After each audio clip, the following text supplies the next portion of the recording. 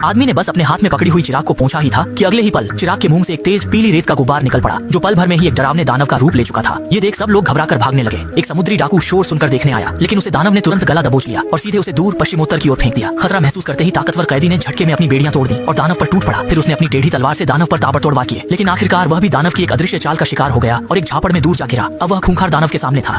नौकर डर के मारे कांप रहा था। वह दुआ कर सका कि दानव जहाँ से आया है वहीं लौट जाए। उसकी बात असर कर गई। अगले ही पल दानव चिराग में चला गया। नौकर को समझ आ गया कि उसने जो चुराया था वह जादुई चिराग था। जादुई चिराग मालिक की 3 इच्छाएं पूरी कर सकता है, पर वह अपनी इच्छा मांगने से पहले ही डाकू ने गर्दन पर तलवार रख चिराग जब्त कर लिया। कुछ देर बाद डाकुओं का जहाज किनारे लगा। तीनों को गुलाम बाजार ले जाया गया, जहाँ वे बिकने के लिए खड़े कर दिए गए। एक बूढ़ा, एक अंधा और एक चोर। इन्हें कौन खरीदेगा?